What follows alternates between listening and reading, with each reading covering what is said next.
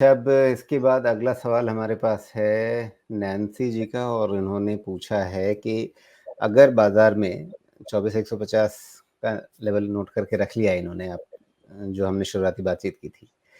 तो 10-15% की गिरावट अगर आने की संभावना दिखती है और इन्होंने कुछ शेयरों के नाम लिए हैं कि इनमें 30-40% का प्रॉफ़िट बन रहा है, हुडको है, एससीआई है, अदानी पोर्ट है, टेक्सरेल है, ये सब शेयर इसमें 30-40% पैसा इनका बन रहा है। तो क्या मतलब मध्यम अवधि के नज़रिए से इनमें कोई बिकवाली करनी चाहिए?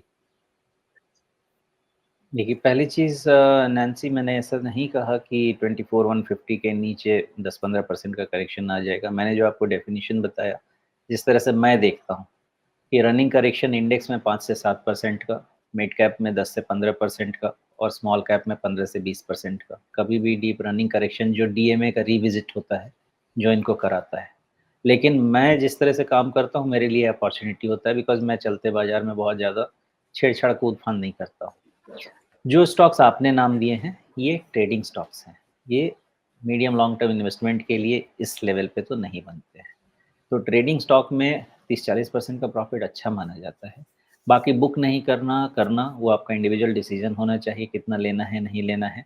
हाँ, ट्रेडिंग स्टॉक में जितना रिटर्न है, उसमें थोड़ा बहुत बुक करके सेफ्टी नेट बढ़ाना ब बनाना कोई गलत बात नहीं होगी। तो इस लेवल पे जैसे मैं अपने पोर्टफ़ोलियो सब जगह में 5% का कैश लेवल मेंटेन करना शुरू कर रहा हूँ।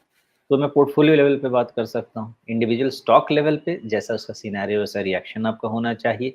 लेकिन ट्रेडिंग स्टॉक में आपका बेहतर तरीका यही होगा कि आप जब आपने लिया होगा तो कुछ सोच के लिया होगा। उसी हिसाब से एक trading stop loss level decide कर लीजिए कि इसके नीचे मुझे निकलना चाहिए और वहाँ पे आप इसको कट कीजिए, बिकॉज़ अननेसेसरी मार्केट का जो लास्ट लेग का जो मोमेंटम है, इसको छोड़ नहीं देना चाहिए, बिकॉज़ ये सब मोमेंटम जो आते हैं, आपने जो स्टॉक्स होल्ड किए हैं उसी तरह के स्टॉक्स में ज़्यादा आते हैं।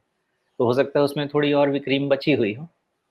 तो इनको जल्दबाजी में अभी नहीं निकलिए, या तो 24,000 की निफ्टी टूट जाती है तो आपको पोजीशन अपना थोड़ा हल्का कर लेना चाहिए। एट मार्केट इंडेक्स लेवल का आप ट्रेलिंग स्टॉप रख सकते हैं, या फिर आप अपने स्टॉक स्पेसिफिक को इवैल्यूएट कीजिए कि उनका कहाँ से डिमांड उनका खत्म हो सकता है, उस लेवल का ट्रेलिंग स्टॉप लॉस लगाइए।